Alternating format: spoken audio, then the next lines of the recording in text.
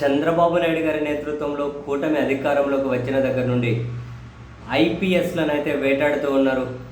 ప్రధానంగా చంద్రబాబు నాయుడు గారిని జైల్లో అప్పుడు కేసులు పెట్టి జైలుకు పోవడానికి ప్రత్యక్షంగా పరోక్షంగా కారణమైన ఐపీఎస్ల మీద వేట సాగుతూ ఉంది అని చెప్పి గట్టిగానే విమర్శలు వినిపిస్తూ ఉన్నాయి. ఇది పూర్తిగా కక్షపూరితంగానే సాగుతూ ఉంది అనే విమర్శలు వస్తూ ఉన్నాయి. బట్ అవి వాళ్ళు లెక్క చేసే పరిస్థితుల్లోకి లేరు. ఆ పేర్లు రాసుకున్నారు, పట్టుకొని రెడ్ బుక్ అంటూ ఉన్నారు, ఎగ్జిక్యూట్ చేస్తూ ఉన్నారు. ఈ క్రమంలో ఐపీఎస్లను వేటాడుతూ ఉన్నారు. కొందరిని సస్పెండ్ చేసి, కొందరిని అరెస్ట్ చేసి, మొన్నటికి మొన్న ఇంటెలిజెన్స్ మాజీ చీఫ్ సీతారామాంజనేయులను అరెస్ట్ చేశారు. అంతకుముందు చాలామంది ఐపీఎస్లను సస్పెండ్ చేశారు.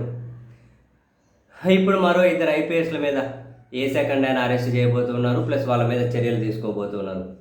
ఇందులో ఐపీఎస్ జాషువా, ఆ కేసులోనే విడుదల రజనీ గారి వాళ్ళ మరిది విడుదల గోపిని అరెస్ట్ చేశారు. విడుదల రజనీ గారికి ముందస్తు బెయిల్ ఉంది.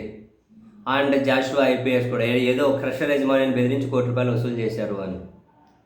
సో ఈ కేసులో జాషువా కూడా హైకోర్టుకి వెళ్ళి రిలీఫ్ కావాలి అంటే హైకోర్టు ఇవ్వలేదు. మరి ఏ సెకండ్ అయినా కనుక నెక్స్ట్ ఆయన్ను కూడా అరెస్ట్ చేస్తారేమో.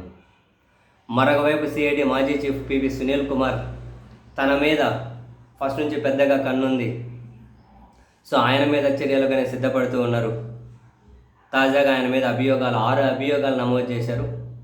నెల రోజుల్లోగా సమాధానం చెప్పాలి అని చెప్పి, లేకపోతే మేము చర్యలు తీసుకుంటామని చెప్పారు.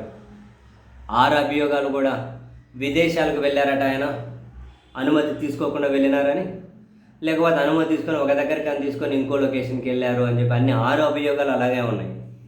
ఫస్ట్ అభియోగం ఏంటి? సునీల్ కుమార్ అగ్నిమాపక శాఖ డీజీగా పనిచేసిన సమయంలో 2024 మార్చి 1 నుంచి 4 మధ్య జార్జియా వెళ్లేందుకు ప్రభుత్వం అనుమతి తీసుకున్నారట, కానీ ఆయన దుబాయ్ వెళ్ళారట.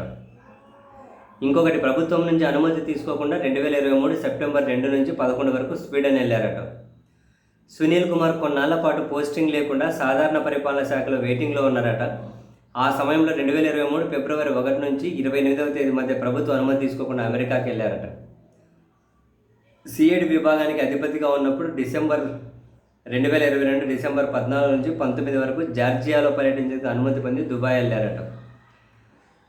ప్రభుత్వం అనుమతి తీసుకోకుండా 2021 సెప్టెంబర్ 2 నుంచి 8 మధ్య దుబాయ్ వెళ్ళారట. అమెరికా వెళ్లేందుకు అనుమతి పొంది 2019 డిసెంబర్ 21 నుంచి జనవరి 4, 2020 మధ్య లండన్ పోయారట. ఇవి ఆయన మీద అభియోగాలు. సో ఆయన మీద కనుక చర్యలకైతే ఉపక్రమిస్తూ ఉన్నారు. ఏం మరి ఐపీఎస్లో మరి వీళ్ళు వెళ్ళకూడదేమో, మరి ఏంటో ఈ రూల్స్ అండ్ రెగ్యులేషన్స్ కనుక్కోవాలిగా. కొందరైతే అసలు పెద్ద పెద్ద స్థానాల్లో ఉన్న వాళ్ళు విదేశాలకు పోతే యా దేశానికి పోయారో కానీ తెలియవు కదా కొందరికి ఆ సౌలభ్యం ఉంటుందిలేండి, ఏం చేద్దాం.